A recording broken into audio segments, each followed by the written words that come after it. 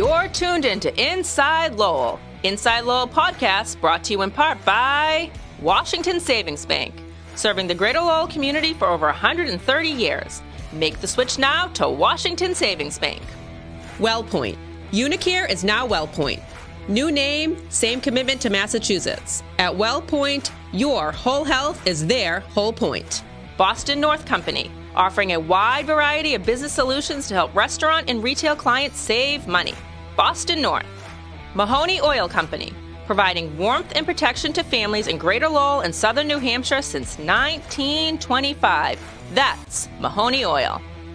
Francis E. Preventia Insurance. For auto, home, business, and life, trust the agency Greater Lowell has counted on for more than 40 years. Francis E. Preventia Insurance.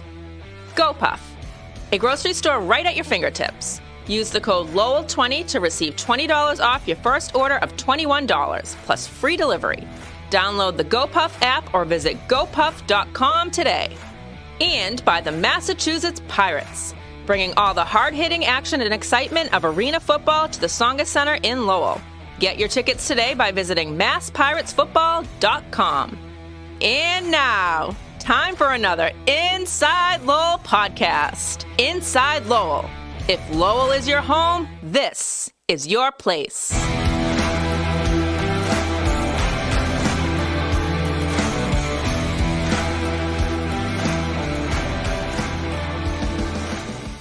Hello again, everyone, and welcome to another Inside Lowell podcast. I am your host, Teddy Panos, coming to you from the WellPoint Studios here in downtown Lowell.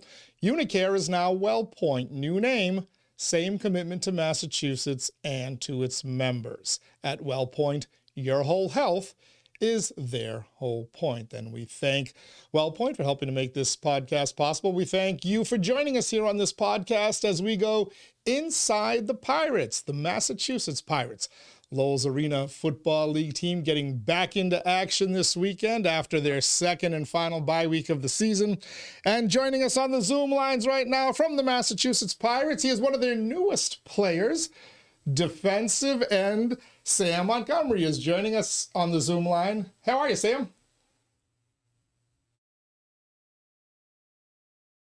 Oop, I lost your... I turned on your wrong audio thing. I apologize. The director of this podcast stinks, Sam. And let's try that again. How are you, sir? I'm doing fine. Teddy, how are you doing today? I'm doing okay. Once I learn how to push all the buttons on this thing, after 2 years, I'll be A-okay. But we appreciate you joining us here. Are you still here in the confines of Massachusetts, or are you guys already in Iowa preparing for the Barnstormers? Oh, we're still in Massachusetts, just finishing up game prep week and getting ready for our travel plans tomorrow. So we're just relaxing, having team dinner, camaraderie, looking over film, just getting things ready for that trip. Yeah. You guys have been on the road now. This is your third consecutive game on the road. You've had a bye week thrown in there. A lot of time away. These things sometimes are kind of viewed as good team building, team bonding experiences. For you, who joined the team late in the season or after the season had already started, has that been the case? What has this a long road trip with a bye week thrown in meant for you? Well, when you thrown into a situation, when you go on any team, you just bring whatever values you have and you just fill in the pieces that you feel like need to be plugged in. So that's what I just did. I just came in, seeing what needed to be done, whether it's the hard worker role, leadership role, whatever needs to be done, and just really filling that piece so we can have a great team atmosphere and have that great team spirit. Yeah, so have you is that something you naturally gravitate to, assuming a leadership role on the team? Because certainly the reports I'm getting are seeming to indicate that. Yeah, well, there's a lot of different roles sometimes that need to be played on a team. And one of the main things that I realized that I have the capability of doing is just filling in whatever needs to be done. I love football. I get really excited, really passionate about it. So if it's, something that's vocal, or I'm a hard worker too as well. So, if need to run to the ball. So whatever needs, wherever I can fill in and be that type of leader, different types of leaders. Some are vocal, some are more visual. So it just depends on what I can do in the situation. But, me being diverse and me being a little bit older, I've been able to master some of those things. Do you find that some of the guys, especially the younger players, kind of gravitate towards you for guidance based on not just your abilities and what you show on the field, but also, your background? I mean, you played major college football. LSU, we're talking, in contention for national championships and SEC titles year after year. And then you spent some time in the NFL and training camps and on rosters into the season there. Does that give you a perspective that some of these young guys who are hoping to get to where you were, that they kind of look for and gravitate towards, as I mentioned? One of the things that I like to do is I don't, old accolades are very good and they're respected and they're appreciated, but I like to come into a program and not go off of what happened yesterday, but to put some in the bank today. I think that really says a lot, and you're really able to really a story of something happening and actually seeing it happen in real life. You get two different variations from it. So, those old memories, yeah, they're good labels, they're good stamps, but I like to take this time and create those same impacts with these group of guys. When did you get a sense of, everybody as a young kid dreams of, if they're a sports fan, then they play in a sport, they think they're going to get to the top level, right? Whether it's NFL or NBA or Major League Baseball. For very few, a select few, does that become reality? When did you kind of realize that, playing professional football at some level of it is going to be the way I'm going to make my living, at least while my body allows me to? I feel like, just traveling, starting off, at Greenwood, South Carolina, and being actually chosen to get noticed by the scouts in college and, going through that whole transitional period, it was something that when I got my scholarship offer to go and play football, I felt like that's the main moment when things got serious, that this is something that can provide me an education. And so this could be possibly a way of life.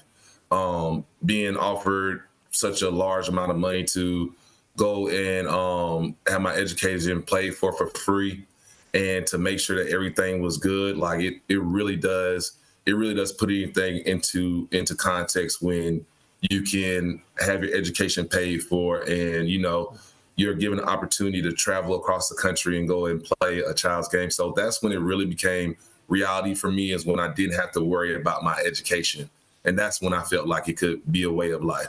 Your football background is impressive enough, and we kind of talked a little bit about it. But one thing jumped out at me from your athletic background, and that was your track accomplishments. You're what, 6'5", 265 or so? Yeah, about around there. Yeah. Right. But people that big aren't supposed to run the 100 meters in, 11.34 was your fastest time in high school? Yes, it was. I love speed. Speed is very good, and speed and leverage equals power. So definitely love speed. And is that kind of what your game is predicated on as a defensive end, pass rushing type of guy? Well, I think it has to do a lot of different things. There's so much that goes into being a defensive end. You got to be athletic. Of course, you gotta have speed, but it's just so much more the breakdown and technicalities and the things that you really have to go into. It's so many different skills, so I can't really just label myself as a speed guy. You got to stop the run, you got to set the edge. It's just so much different things you have to do.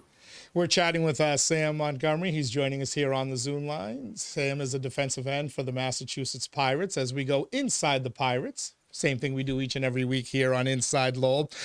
So as I mentioned, you joined the team. I believe the date was somewhere around April 28th. The season had already kind of started, and it was there were 3 transactions that week. 1 defensive player was let go, and 2 were brought in. And you were I get the sense you were kind of the centerpiece of that. How long did it take you to get up to speed to the way the Pirates do things, and how long did it take for your teammates to kind of adjust to what you can bring to the table?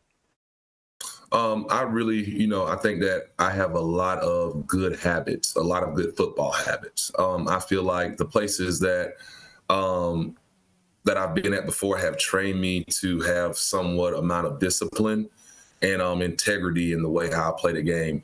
And I feel like with any program that just sinking is just natural, right? It's going to make anything better. And as long as I keep those good habits that I've been taught by great coaches, which have been all of my coaches, as long as I keep those great habits, no matter where I put my hand in or no matter where I play, it's going to be a great impact. And especially it's been a great impact here, just being able to relate to the younger guys, being able to talk to the coaches, being able to just communicate even with the staff has just been a really great sinking. And, it's just thanks to my previous experiences that I've been able to, get to this point. All right, so you got the Barnstormers, as we mentioned, in Iowa this week. You played them at the Tsongas Center in Lowell, and it was I don't want to say easy win for the Pirates, but they handled business. Should we expect to see more of the same on the road, or is there another dynamic at play here? Well, we definitely play for victory. We definitely play for victory every week. I tell you that.